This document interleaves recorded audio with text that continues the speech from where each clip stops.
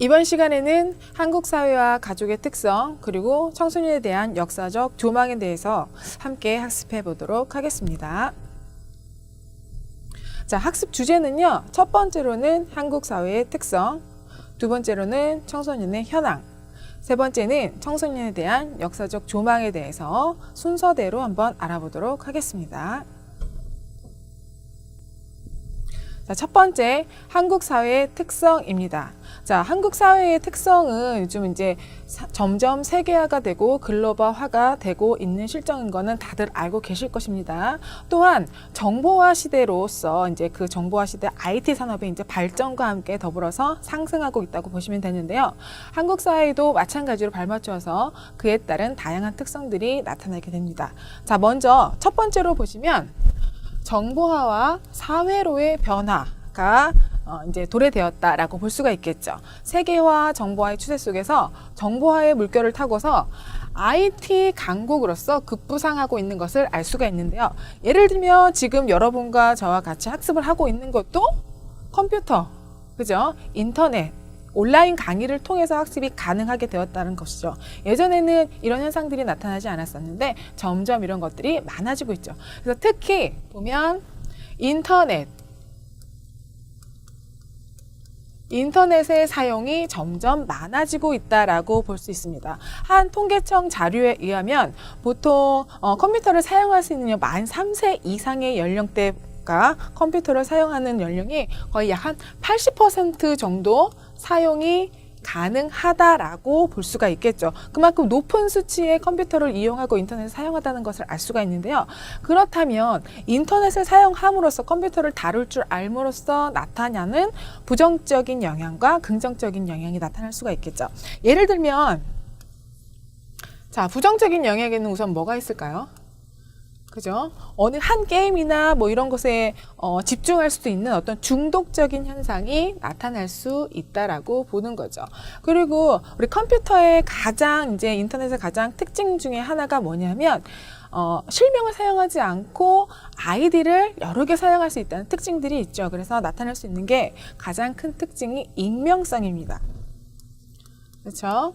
익명성으로 인해서 나의 자신을 숨기고 또 다른 나가 되기 때문에 뭐 요즘 뭐 댓글이라 연예인 뭐 비방글이라든가 뭐 댓글이라든가 이런 것들을 통해서 뭐 형사소송까지 가는 다양한 어떤 사례들을 볼 수가 있는데요. 그런 것들이 대표적이라고 이야기를 할 수가 있겠죠. 그리고 그에 반대로 긍정적인 면이 어떤 게 있냐면 여러분들 어떤 뭐 네이버나 다음이나 구글이나 뭐 이런 것들을 딱 쳐가지고 지식 검색상에 단어만 딱 입력하면 거기에 대한 어떤 다양한 정보와 내용들이 쭉 한꺼번에 나오는 것을 알 수가 있을 것입니다. 그렇죠? 그래서 어마어마한 정보를 그냥 제공받을 수가 있는 것입니다. 그래서 이게 가장 큰 특징이 아닐까 생각이 됩니다.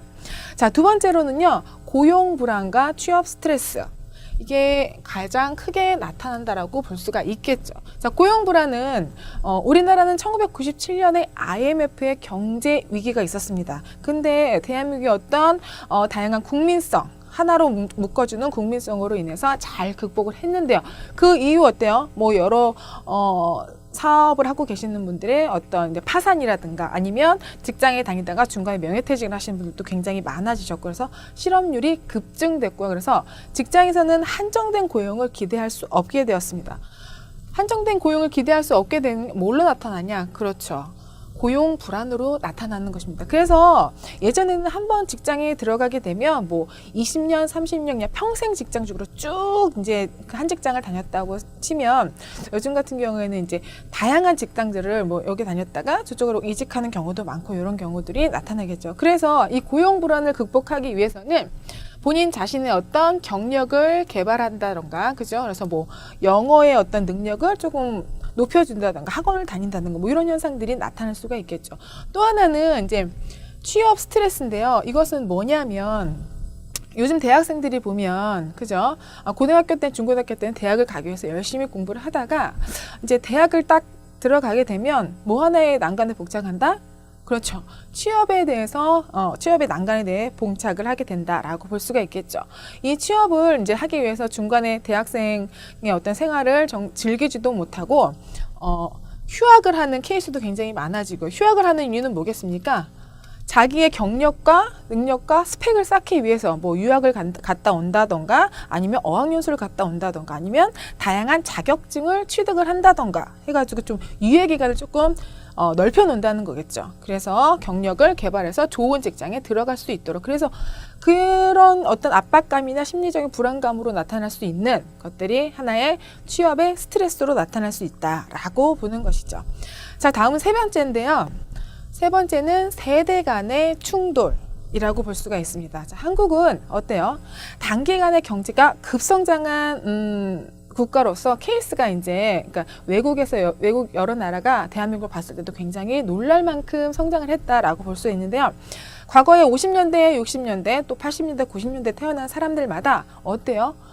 그 시대에 향유했던 가치관이나 뭐 어떤 이런 것들이 다 다르기 때문에 배웠던 문화나 공유했던 문화나 다 다르기 때문에 어때요? 서로 다른 가치관과 다른 세계관을 가지고 있을 수 있다라고 보는 겁니다. 각각 개인마다 개인차가 나타날 수도 있겠지만 이런 것들을 가지고 있다라고 보는 거죠. 보통 한 세대 간의 기간을 약 30년 정도로 보고 있는데요. 요즘은 어떤 사회다? 굉장히 빠르게 변화하는 정보화 사회고 정보화 사회고 다양한 사회로 변화가 금방금방 되다 보니까 어때요?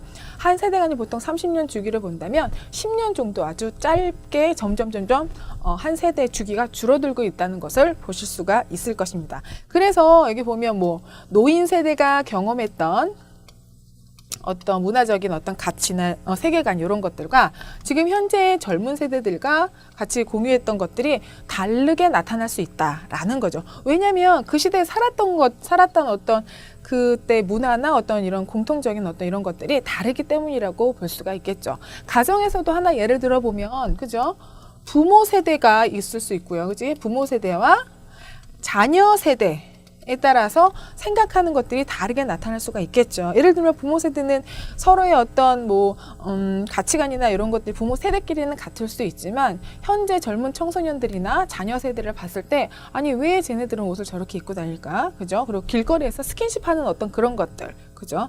이런 것들이 굉장히 이해 못할 부분으로 다가올 수도 있겠다라는 거죠. 그래서 세대 간의 어떤 충돌로 인해서 갈등이나 대립 상황이 발생될 수 있다라고 보는 것입니다. 자, 네 번째는요. 과도한 교육열, 그죠? 대한민국만한 나라가 없죠. 그리고 두 번째는 그 과도한 교육열로 인해서, 그죠? 다양한 청소년의 문제가 나타날 수 있다라고 보는 것이죠. 그래서 세계적으로 교육열이 매우 높은 나라로 대한민국이 꼽히고 있고요. 과도한 사교육의 형태는요, 청소년의 발달을 저해하고 있다고 볼 수가 있습니다. 자, 사교육이라고 하면은 공교육인 학교 교육 이외에 받는, 그죠? 성적을 올리기 위해서 또는 좋은 대학에 진학하기 위해서 받는 교육을 이야기하겠죠. 예를 들면 국어나 영어나 수학, 그죠? 학교에서 배우지 않는 또 다른 학원에서 학습하는 방법을 이야기를 할 텐데요. 그래서 사교육을 좀 이렇게 많이 받게 되면은 어떠한 문제가 나타나냐면 인성, 그죠? 인성을 따로 배울 수 있는 어떤 시간적인 여유가 부족할 수 있을 것이고요. 그죠? 성적은 올라가도 인성적인 면이나 뭐 남을 배려한다거나 이런 마음은 좀 줄어들 수 있는 어떤 그런 발달적인 어떤 것들이 나타날 수가 있을 것이고요. 그리고 또 하나 보면은 이런 스트레스로 인해서, 그죠? 비행이라든가 뭐 부적응의 문제, 그죠? 문제 이런 것들이 나타날 수 있다라고 볼 수가 있습니다. 자, 두 번째는요, 청소년의 현황에 대해서 한번 살펴보도록 하겠는데요. 그 첫 번째로 청소년의 인구랑 구성비가 어느 정도 되어 있는지. 원래 대한민국의 보통 인구가 총 인구가 여기는 4,800만 명으로 나와 있는데요. 이제 지금 현재는 한 5천만 명이 약간 돌파했다라고 보시면 될 거예요. 그래서 2011년 총 인구 조사에서는 이런 수치로 나왔는데, 그죠? 전체 인구가 0.23% 증가했던 반면에 보시면 청소년 인구는 어떤가요? 그죠? 청소년 인구는 약 이 정도로 1.4% 감소한 추세를 보이고 있다라고 볼 수가 있습니다. 그렇다면 왜 청소년 인구가 감소했을까요? 그렇죠. 출산율이 저하됐기 때문에, 그죠? 지금 보통, 한 가구당 남자, 여자가 만나서 두 사람이 만나잖아요. 그죠? 만나서 최소 2명을 낳아야지 이제 어느 정도 인구 분포가 비율이 맞는데, 두 사람이 맞는데도 한 가정당 한 명도 자녀를 출산하지 않는 그런 통계적인 수치가 나죠. 한 0.9명? 그죠? 0.9명 정도 출산율이 되기 때문에, 그죠? 청소년의 인구가 줄어들 수밖에 없다. 반대로, 그죠? 노인의 연령층은 점점 증가하고 있는 실정이에요. 왜? 그죠? 대한민국의 의료 기술이 상당히 발전했기 때문에, 그죠? 그런 것들로 인해서 노인의 인구는 점점 증가하고 있다라고 볼 수 있겠죠. 그래서 2011년 총 인구 중 청소년의 인구가 차지하는 구성 비율은 약 20.7% 정도 되고요. 1978년도에는요, 36.8%를 정점으로 그 이후부터, 그죠? 점점 떨어지고 있다. 청소년의 인구가 줄어들고 있다라는 것을 볼 수가 있습니다. 그래서 청소년의 인구가 줄어드는 것은 아까 우리가 앞전 페이지에서 학습했던 것처럼, 그죠? 어때요? 학력, 원하는 좋은 곳에 취업을 하기 위해서는 어때요? 학력이 높아지고, 이 학력을 높게 만들기 위해서는 어때요? 경력을 쌓고 뭐 휴학을 한다던가 외국 유학 연수를 갔다 온다던가 해서 다양한 경험과 스펙을 쌓기 위해서 점점 유예 기간이 길어지죠. 그러다가 이제 좋은 직장에 들어갔어요. 그러다 보니까 점점 결혼의 시기도 늦춰지고 하다 보니까 출산율도 점점 떨어지고 뭐 이런 것들의 어떤 경향이 나타날 수가 있다고 보여집니다. 자, 두 번째는요, 다문화 청소년의 현황은 어떤지 한번 살펴보겠는데요. 자, 여기서 이야기하는 다문화 청소년이란 어떤 청소년일까요? 자, 그렇죠. 이중 가정이라고 보시면 되겠죠. 국제 결혼을 했다거나 또는 이중 가정이라고 보시면 되겠죠. 예를 들어 엄마는 외국 사람인데 아빠는 한국 사람이에요. 그러면 다양한, 그러니까 두 나라의 어떤 그런 것들이 결합해서 결혼을 했기 때문에 여러 가지 문화가 존재할 수 있다라고 보는 거죠. 그래서 다문화 가정이라고 하죠. 다문화 가정 안에서 출산한 청소년이나 아동들을 다문화 청소년이라고 이야기를 합니다. 그래서 최근 한국 사회에서는요, 급속하게 다문화 청소년들이나 다문화 가정이 증가하고 있다라고 볼 수가 있겠죠. 왜? 세계화 되어 가고 있다라고 하잖아요. 그죠? 그래서 점점 대한민국 사람들이 외국을 나가는 횟수들도 점점 늘어나고 있고, 그죠? 그리고 외국에 있는 사람들도 대한민국을 방문하고 이런 형태들이 굉장히 늘어나고 있다라고 보시면 훨씬 이해가 쉽겠죠. 그래서 다문화 가족의 자녀 수는 2007년만 해도 44,000명 정도였는데, 그죠? 2008년에는 14,000명이 증가하고 또 58,000명으로 집계되고, 2009년에는 어때요? 이런 식으로 쭉 더 점점 해가 갈수록 증가하고 있는 추세가 보여진다라고 볼 수가 있습니다. 자, 세 번째로는 요보호 아동 및 아동의 발생 및 보호 내용에 대해서 이제 설명을 해 드릴 텐데요. 여기서 이야기하는 요보호 아동이란 쉽게 생각하시면 돼요. 보호가 필요한 아동 이라고 보시면 되겠죠. 따라서 보호자가 없거나 또는 보호자로부터 이탈된 아동, 예를 들어 보호자가 사망을 했다거나, 그죠? 이혼을 해서 케어가 가능하지 않는 상태, 또는 보호자가 아동을 학대하는 경우, 그리고 그 보호자가 아동을 양육하기에는 적당하지 않은 또는 양육할 능력이 전혀 없는 18세 미만의 아동, 미만의 아동을 요보호 아동이라고 이야기를 합니다.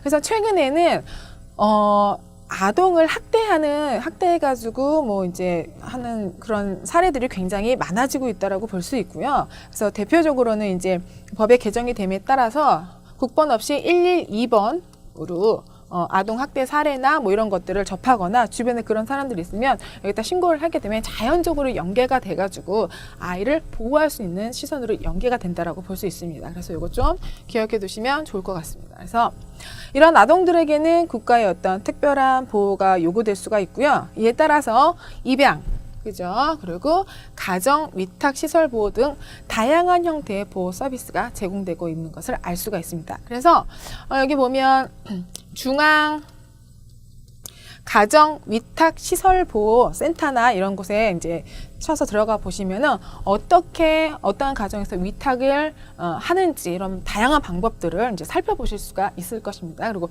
입양은 말 그대로 보호자가 능력이 없어요. 그죠? 그래서 아이들을 양육하기에 그런 능력이 없는 아이들을 그러니까 다른 가정에 보내가지고 케어하고 보호할 수 있고 잘할 수 있도록 그런 환경을 만들어주는 게 되겠죠. 그래서 다양한 어떤 형태의 보호 서비스가 제공되고 있고요.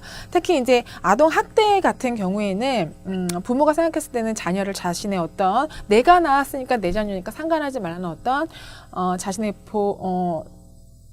소유물로 생각하는 케이스도 굉장히 많아요. 그렇다 보니까 나는 때려도 되지 뭐 이런 생각들이 이제 많이 나타나는 것 같습니다. 그래서 그런 것들을 이제 주변에서 만약에 보게 되면은 꼭 신고하시고 아이들이 안전한 공간에서 잘 자랄 수 있도록 만들어주는 게 여러분들의 어떤 의무가 아닐까 생각이 됩니다.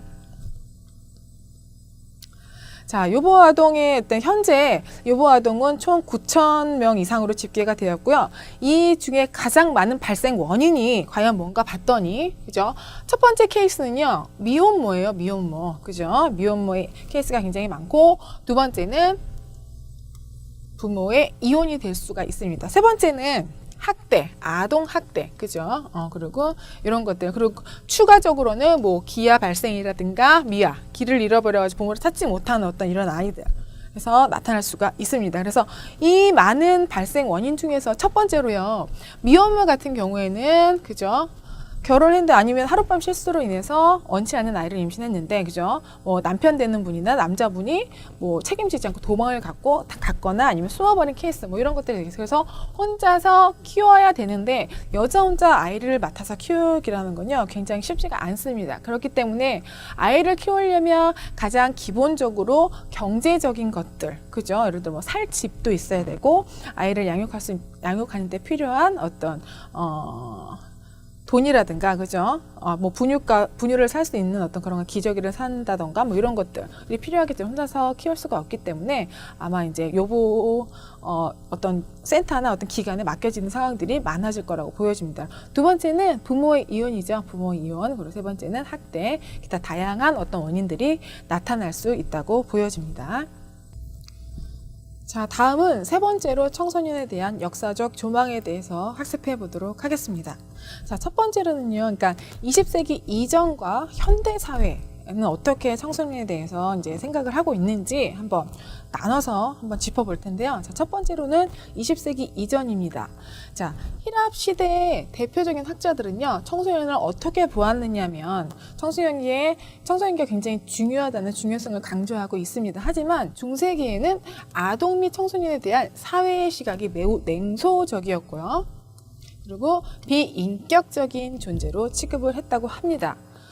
이 시대 때는 그러니까 아동과 청소년, 그렇죠? 두 개로 이제 분류해서 봤고요. 그리고 그 사이에 들어가야 하는 청소년기를 인정을 하지 않았다라고 보시면 되겠죠. 그래서 청소년은 성인이 되겠죠. 그죠? 성인. 그래서 중간에 있는 청소년의 이 단계를 인정하지 않았습니다. 왜냐하면 성인도 마찬가지로 청소년도 마찬가지로 성인과의 어떤 같은 생각, 그죠? 같은 욕구 뭐 이런 것들을 하고 있을 것이다 라고 생각을 해서 청소년을 인정을 하지 않았다라고 보고요. 그리고 청소년을 성인의 축소판으로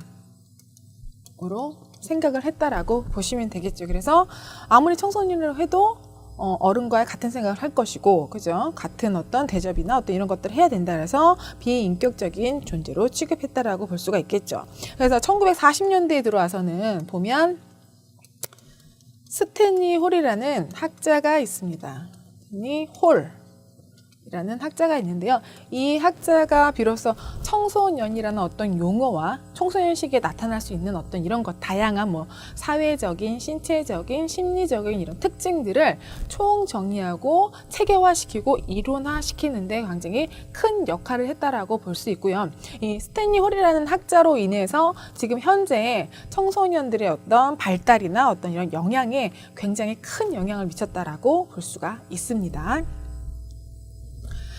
자, 다음은 이제 두 번째는요. 현대 사회에는 그럼 과연 청소년을 어떻게 생각을 하고 있느냐 한번 봤더니 센트락이라는 학자는 대다수의 청소년들이 아동기에서 성인기로의 이행을 가치 있는 도전과 기회 그리고 성장을 제공할 수 있는 신체적, 인지적, 사회적 발달의 시기로 생각하고 있다라고 볼 수가 있는데요. 첫 번째 특징으로는 신체적인 특징이 나타날 수가 있고 두 번째로는 인지적인 특성, 세 번째는 사회적인 어떤 발달의 특성이 나타날 수 있다고 보는 것이죠. 자, 첫 번째 신체적인 특징 같은 경우에는 여러분들 다 알고 계시겠지만 2차 성징을 경험을 한다던가, 그죠? 2차 성징이라고 하면 아동기나 유아기 때는 똑같은 아이, 남자, 여자의 어떤 구분을 전혀 할 수가 없죠. 아이가 막 태어났을 때는 딸이라고 했는데 지나가다가 보면 머리도 짧고 이러다 보니까 애기니까 굉장히 잘생긴 아들이네요. 아들 같네요. 이렇게 아들이에요. 막 이렇게 얘기를 하는 경우가 많잖아요. 근데 이제 1차 성징인 것은 남녀의 구분이 확실하게 되지 않은 경우를 볼 수가 있고요. 2차 성징으로 인해 신체적인 2차 성징으로 인해서 머리가 길어진다던가 아니면 여학생들 같은 경우 가슴이 발달한다던가 남학생들 같은 경우 골격이 커지고 콧수염이 막 난다거나 아니면 변성기가 온다거나 어떤 이런 신체적인 특성들이 나타날 수가 있겠죠. 예를 들면 우리 유승우라는 아주 멋진 배우가 있습니다. 그 배우가 처음에 5살인가 7살, 6살인가 때 집으로라는 영화를 찍었을 때 그 모습과 그죠? 현재는 군대도 갔다 오고 잘 전역해서 잘 자란 성년, 그죠? 성인으로 봤을 때 그 차이 어떤지를 한번 생각해 보시면 신체적인 특징이 이렇게 발달했구나라는 것을 짐작하실 수가 있을 것입니다. 두 번째는 인지적인 어떤 발달인데요. 유아기나 아동기 때는 전혀 생각하지 못했던 거, 예를 들어 사과를 어떻게 표현하느냐에 따라서 그냥 사과는 먹는 거 이렇게 표현만 하다가 점점 사고가 확장되는 어떤 사고의 확장, 그죠? 사고의 확장, 다양하게 생각할 수가 있겠죠. 그죠? 그리고 가설을 만들 수가 있고요. 그리고 메타 인지도 발생이 될 수가 있습니다. 그죠? 그래서 다양하게. 세 번째는 사회적인 발달의 시기가 된다라고 보는데요. 기존에는 유아기나 아동기 때는 거의 100%는 아니더라도 한 90% 이상은 다 부모의 어떤 도움이나 보호 아래 지내다가 이제 요 시기가 되면 초점이 누구한테로 옮겨가느냐면 부모에서 또래 친구들, 그죠? 또래 친구들한테 이제 옮겨가겠죠, 사회적으로. 그래서 친구에 의해서 영향을 굉장히 많이 받게 됩니다. 그리고 혼자 독립적인 어떤 생활을 하기를 원합니다. 갈구하고 어떤 이런 특징들이 나타날 수 있다라고 볼 수가 있습니다. 자, 다음은 이제 청소년에 대해서 현대사회에서는 어떻게 바라보고 있는지를 한번 좀 더 세밀하게 짚어볼 텐데요. 첫 번째로는 이상적인 청소년 상이 있을 수 있겠죠. 그죠? 이상적인 청소년 상이 있을 수가 있고, 그죠? 그리고 어른들이 바라보는, 그죠? 청소년에 대한 이중적인 메시지가 나타날 수가 있습니다. 그렇다 보면, 다양하게 나타날 수가 있는데, 첫 번째로는요, 대다수의 성인들은 청소년을 어떻게 보느냐면 독립성을 소중하게 생각하긴 합니다. 그죠? 그 이면에는 그들의 삶에 대해서 자율적이고 유능하게 또는 의사결정을 할 수 있을 만큼 성숙되어지는 않다고 생각합니다. 왜? 독립성을 소중하게 인정해 준다라고 말은 하고 있지만, 그죠? 자기 어떤 의사결정이라든가 이런 것들은 스스로 할 수 없다, 미성숙하다라고 본다라고 이야기를 할 수 있는 거죠. 그죠?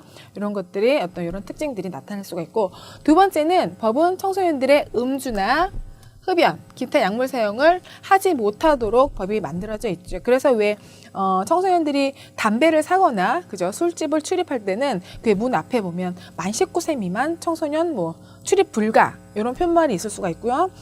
그래서 주민등록증을 확인한다던가 아니면 편의점이나 마트에서도 담배를 사게 될 경우에는요, 주민등록증을 확인하는 어떤 그런 것들이 있을 수가 있습니다. 하지만 이런 청소년들을 성인들은 어때요? 강도 높게 비난을 하고 있습니다. 하지만 이 비난하는 성인들 중에, 그죠, 열의 9은 음주나 흡연이나 기타 약물을 다 사용하고 있는 사람이다라고 볼 수 있겠죠. 굉장히 이중적으로 볼 수가 있겠죠. 세 번째는 청소년들에게 성인기의 성공을 위해서 교육과 지식의 발전을 촉구합니다. 그죠? 청소년들에게 성인기에서 좀 더 커서는 뭐 좋은 직장에 들어가야 되고, 그죠? 그래서 많은 교육을 하고 그러다 보니까 사교육도 받게 되고 지식의 발전을 촉구하게 됩니다. 그래서 청소년기 때 가장 요구 많이 받는 것들이 성적을 높이는 것들, 뭐 이런 것들이 될 수가 있겠죠. 왜? 좋은 대학에 들어가야 하니까요. 그죠? 성적을 높이는 것들. 근데 무조건 남을 밟고서라도 성적만 높여서 되는 건 아니고요. 그 과정을 중요시하게 생각해야 된다라는 거죠. 그죠? 과정을 좀 높게 사야 되고 결과가 노력한 결과에 비해 조금 떨어지더라도 과정을 높게 사야 되는데 지금의 이제 성인들은 청소년들 어떻게 하니 이 과정은 좀 생략하더라도 그죠? 좋은 성적만 받으면 된다라는 어떤 그런 것들 그죠? 그런 것들이 나타날 수 있다라고 보는 거죠. 자, 네 번째는 청소년에 대한 사회의 성적 메시지 그죠? 성적 메시지는 특히 양면적인 성격을 많이 지닌다고 합니다. 예를 들면 너네 성에 대해서 무지해 라고 이렇게 성인들이 얘기를 할 수 있습니다. 하지만 어때요? 그 성을 수행하는 데 있어서는 그죠? 안정성 있는 성을 수행해야 된다라는 어떤 반대적인 이야기들을 많이 한다라고 볼 수 있겠죠. 그래서 이렇게 이러한 이중적인 메시지를 포함한다라고 볼 수 있습니다. 자, 두 번째는요, 청소년의 발달의 복잡성과 사회문화적인 맥락이 있을 수 있습니다. 그래서 많은 청소년 연구자들이 특별히 관심을 가지고 있는 것들은요, 총 세 가지로 이제 분류해서 볼 수가 있는데, 첫 번째는 문화, 두 번째는 민족, 세 번째는 성입니다. 자, 첫 번째로 한번 보실까요? 문화는 세대에서 세대로 전달되는 특정 집단의 어떤 행동 형태나 신념 또는 가치관, 그리고 공동으로 사용할 수 있는 그 밖의 모든 산출물이 될 수 있겠죠. 예를 들면, 문화적인 집단은 미국과 같이 큰 집단일 수도 있고요. 아프리카 사냥꾼과 같이 작은 집단일 수도 있습니다. 그래서 집단의 크기가 어떠하든지 간에 집단의 문화는 집단의 구성원들의 어떤 정체성이라든가, 그죠? 학습, 공동으로 사용할 수 있는 것, 보고 배울 수 있는 것들, 그렇죠? 그리고 사회적인 행동에 영향을 미친다라고 할 수 있습니다. 자, 대한민국의 문화는 어떻습니까? 그죠? 유흥문화, 직장 내에서는 술문화, 그죠? 접대문화가 성행하고 있는 반면에 청소년의 문화는 어떻습니까? 청소년의 놀이문화를 살펴보면 그죠? 성인들과 별반 다르지는 않습니다. 하지만 그만큼 놀 수 있는 놀이문화들이 많이 부족하겠죠. 그건 왜 그렇겠습니까? 공간도 부족할 뿐만 아니라 우리는 대학을 가야 되는 어떤 하나의 목적이 있기 때문에 그죠? 이런 것들이 나타날 수 있다고 보여집니다. 자, 두 번째는요, 민족성입니다. 민족성. 대한민국의 민족성은 어때요? 뭔가 이렇게 그 유교 사상의 바탕으로 돼서 굉장히 예의범절을 중요시하고 효사상을 중요시하는 어떤 그런 민족성을 가지고 있고요. 그죠? 그래서 보면 문화적인 유산이라든가 국민성, 종족, 종교, 언어는 한글이라는 독창적인 언어를 사용을 하고 있죠. 기초하고 민족성은 민족적인 정체성 발달의 핵심인 부분인데요. 그것은 언어 포함될 수 있고 종교나 관습 또는 가치, 역사, 종족 집단에서 어떤 소속감 등을 의미할 수가 있습니다. 자, 세 번째로는 사회 문화적 맥락 가운데 매우 중요하다고 볼 수 있는데요. 그것은 이제 성 역할에 관한 것이 될 수 있겠죠. 성. 그래서 여기 보면 성 역할은 남자와 여자가 되어가는 사회 문화적인 국면인 반면에 성은 남자 또는 여자의 어떤 생물학적인 어떤 근본이 되는 국면이라고 이야기를 할 수 있습니다. 하지만 점점 사회에서 남자와 여자의 어떤 성 역할 태도는 변화하고 있음을 알 수 있는데요. 자, 여러분 한번 생각해 보세요. 기존의 남자의 역할이라고 하면 어떤 역할이 있을까요? 남성 대 여성. 남자는 어때요?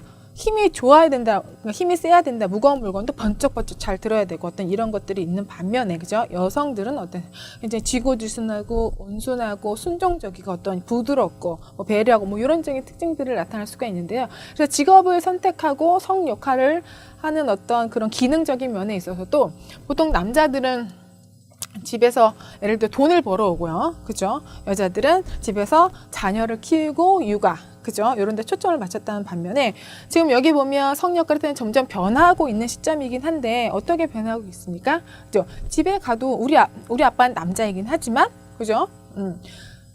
저녁 식사 시간 되면 아빠가 앞치마를 둘러매고 요리를 한다던가 아니면 우리 엄마는 여자이긴 하지만 어떻게? 그죠?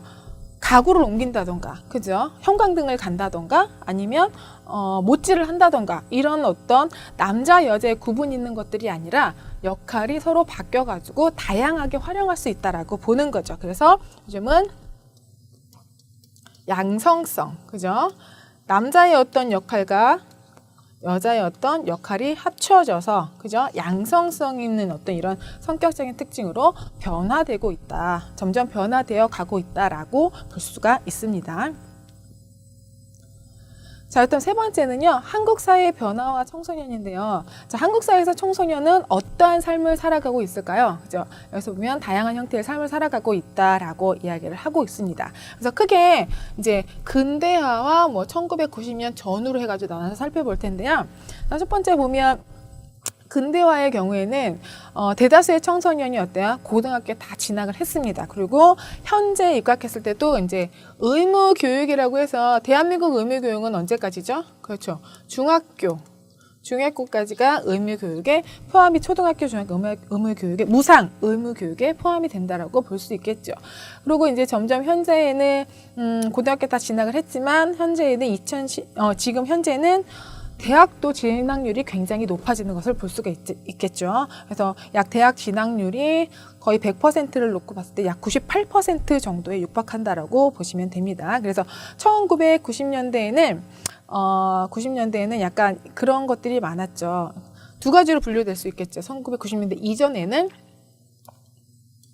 90년대 이전에는 학생과 근로 이런 것들 이분법들이 형성되지 이제 않아진다라고 볼 수가 있겠죠. 그래서 학생이냐 비학생이냐, 학교를 다니는 사람이냐 학교를 다니지 않느냐에 초점이 맞춰지겠죠. 그래서 학교를 다니고 있는 학생은 좋은 학생, 좋은 청소년이라고 분류가 됐었고, 그죠? 학교를 다니지 않는 학생은 불량 청소년이라고 분류가 됐다라고 볼 수가 있겠죠, 그죠? 근데 1990년 전후에서는요, 본격적인 소위 자본주의 체제가 진행이 되면서 어때요? 학생의 위상이 점점 학생에서 청소년이라는 위상으로 전환되는 어떤 케이스가 된다라고 볼 수가 있겠죠. 그래서 지금 여러분들 청소년들 사이에서 유행하는 브랜드나, 그죠? 의상 또는 신발, 이런 브랜드들이 있잖아요. 이런 것들 자기가 원하면 어때요? 부모님을 쫄라서라도 또는 내가 아르바이트를 해서라도 다른 친구들하고 동일한, 예를 들어 뭐 노스페이스 잠바라든가, 그죠? 뉴발란스 운동화라든가 이런 것들은 이제 소비를 하게 되잖아요. 그래서 하나의 어떤 소비의 주체가 되고 있다, 청소년이. 그래서 학생의 위상에서 청소년의 위상으로 전환됨을 이제 볼 수가 있는 것이죠. 그래서 청소년들의 어떤 뭐 인권이라든가, 그죠? 청소년도 하나의 인격을 갖춘 사람이기 때문에 청소년들의 어떤 인간적인 권리, 인권을 높여준다는, 그래서 뭐 학생 인권 조례안이라든가 다양한 어떤 것들이 이제 점점 만들어지면서 청소년들의 어떤 위치를 좀 더 굳건히 할 수 있는 하나의 어떤 매개체가 되지 않았을까라는 생각을 해봅니다.